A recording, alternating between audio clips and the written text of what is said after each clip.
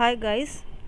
Time travelling का जिक्र आता है तो मुझे अपने बचपन की वह बात याद आती है जब मैं स्कूल में पढ़ती थी। गर्मियों की छुट्टियों में अक्सर हम अपनी नाना नानी के घर गांव राजस्थान जाया करते थे। गांव में एक प्रसिद्ध बाबा भोला केशव रहा करते थे। गांव के लोग उन्हें बहुत चमत्कारी मानते थे। लोग उन्हें अपने दुख सुनाते थे और कहा जाता है जो भी उन्हें अपनी अपनी समस्या या अपना कोई भी कष्ट सुनाता है, थोड़े ही दिनों में उसका वह कष्ट दूर हो जाता था। इसलिए लोग उन्हें बहुत चमत्कारी मानते थे।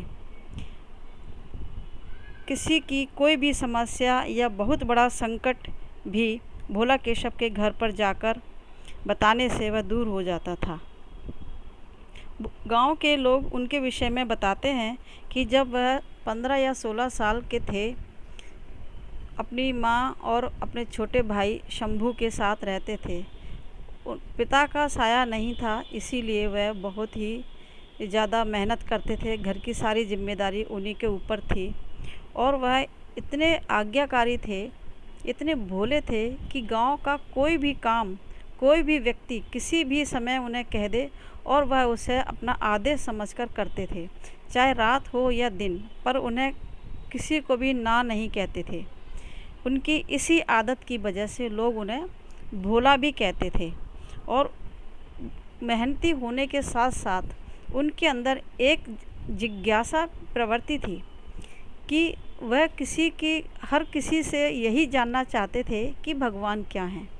कभी कभी बस्ती में, गांव में या उनके घर में कोई भी साधु महात्मा आता तो वह उसके पीछे लग जाते और उससे भगवान के बारे में पूछते रहते कि भगवान कहाँ मिलते हैं, मैं उनसे कैसे मिलूं, मैं उनको कैसे प्रसन्न करूं, वो कैसे दिखते हैं, क्या आपने कभी भगवान को देखा है, आदि आदि प्रश्न करके वो साधु महात्माओं के पीछे लग जाते थे। एक बार की बात है, वो अपने घर में खाना खाने के लिए आसन बिछा रहे थे। तभी एक साधु उनके द्वार पर आया और भोजन मांगने लगा। तो भोला ने उन्हें आदर के साथ अंदर बुलाया और अपने आसन पर बिठाकर अपना भोजन उन्हें कराया।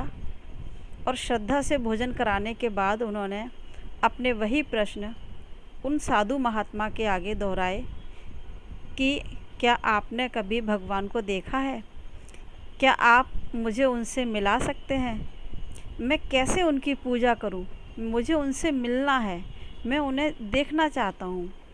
तब साधु उसकी तरफ देखने लगे और उन्होंने कहा, बेटा तुम ज़रूर मिलोगे भगवान से, तुम बस अपने काम के साथ साथ ओम नमः शिवाय का जाप करते रहा करो और तुम एक दिन भगवान से ज़रूर मिलोगे।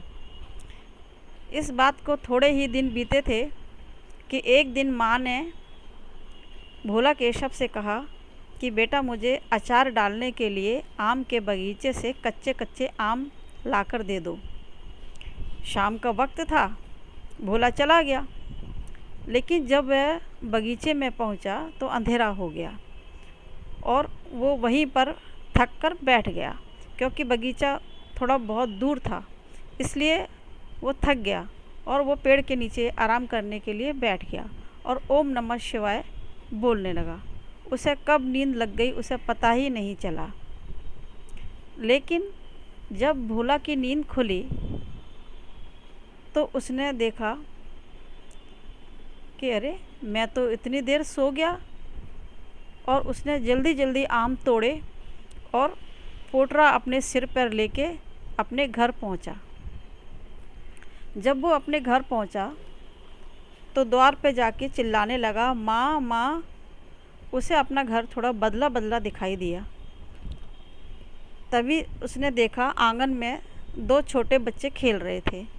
तब उसने उस बच्चे से कहा कि माँ कहाँ है। वो बच्चा जल्दी से अंदर गया। 5-6 बरस का वो बच्चा अंदर गया और जाके अपनी माँ को बुला के ले आया। तब उसने देखा ये कोई नवयुवती सी है और ये कौन है मेरे घर में। बड़ा ही हैरान हुआ वो देखकर। फिर थोड़ी ही देर में उसका भाई शंभू भी आ गया और उसने अपने भाई को देख के पहचान लिया। तो बोला, अरे शंभू, ये बच्चे कौन हैं? तो उसने बोला, भाई ये मेरे बच्चे हैं, लेकिन तुम कौन हो? क्योंकि उस समय उसके बहुत दाढ़ी मूछ ये सब निकल आए थे, बाल बहुत बड़े हो चुके थे, तो वो भाई को पहचान नहीं पाया। तो उसने कहा, आप कौन हो भाई? तो उसने कहा, मैं हूँ केशव, भोला केशव। माँ कहाँ है? मैं माँ के अचार के लिए आम तो लेने गया था, मैं आम तो लेकर आया हूँ, माँ कहाँ है? और वो बेचैनी से माँ को इधर उधर देखने लगा। तब शंभू ने कहा कि माँ तो पिछले साल ही स्वर्ग सिधार गई हैं, और ये 2 मेरे बच्चे हैं, और ये मेरी पत्नी है। और इस तरीके से उसने अपने परिवार से भोला केशव को मिलाया। भोला केशव बहुत हैरान हुआ सबको देखकर कि ये इतना जल्दी कैसे बदल गया। मैं अभी शाम को तो लेने गया था, और इतना जल्दी में इतना कुछ कैसे हो गया? उसको कुछ समझ में नहीं आ रहा था, और वो अपना सिर पकड़ के वहीं धरती पर बैठ गया और अपने आप को संभालने की कोशिश करने लगा। उसे कुछ भी समझ में नहीं आ रहा था, सारी दुनिया एकदम अलग अलग लग रही थी उसे। तभी उसने देखा कि उसके घर कोई आया है, तो और वह जल्दी जल्दी अंदर आया और उसने शंभू से कहा कि जल्दी से मेरी बहन को मेरे साथ भेज दो, क्योंकि मेरे पिता को सांप ने काट लिया है, और ताकि वह भी उनका मुंह देख लेगी, इसलिए मैं अपनी बहन को लेने आया हूँ। वो शंभू का साला था। यह सुनकर भोला केशव ने आंखें खोली और रोते हुए उस व्यक्ति के सर पे उसने हाथ रखा और कहा, रो मत, कुछ नहीं होगा, तुम्हारे पिता बहुत जिएंगे। और ऐसा कह के उसने उसको तसल्ली दी, और उसके बाद वो अपनी बहन को लेके अपने घर लौट गया। लेकिन बहुत ही चमत्कार हुआ, क्योंकि उसके बाद उनके पिता तुरंत ही स्वस्थ भी हो गए और लंबी आयु भी जी। और इसी तरह से बहुत से लोग, जब लोगों को पता चला कि ऐसे भोला केशव आया है लौटकर, क्योंकि जब भोला केशव लौटकर आया था तो 8-10 साल बीत चुके थे। ये 8-10 साल का समय उन चंद घंटों में कैसे बीत गया, ये बात उसकी समझ में नहीं आई, और वो उस बात को समझ ही नहीं पाया। वो तो क्या, कोई भी समझ नहीं पाया, बस सब उसे एक चमत्कार समझ रहे थे। और बस सब लोग मिलने आने लगे, गांव के लोग, और जो भी उसके पास जाता सब उससे अपनी अपनी कोई ना कोई समस्या, कोई ना कोई परेशानी कहता। और भोला केशव शांत स्वभाव में कहता कि आप चिंता मत करो, सब ठीक हो जाएगा। और उसका ये कहना ही सबके लिए एक आशीर्वाद होता था। इसीलिए वह भोला केशव के नाम से फेमस हुआ और सिद्ध बाबा के रूप में रहा। और जब हम छोटे थे तो हम जाया करते थे, तो हम भी उनसे कई बार ये पूछते थे कि क्या हम पास हो जाएंगे, हमने एग्ज़ाम्स दिए हैं, हम कितने नंबरों से पास होंगे। ऐसी ऐसी बातें हम भी उनसे पूछवाया करते थे, अपने मामाओं के हाथ से उनसे बोलते थे कि जाओ उनसे पूछ कर आना कि हमारा रिज़ल्ट कैसा रहेगा। तो एक बहुत ही विश्वास था उनके ऊपर।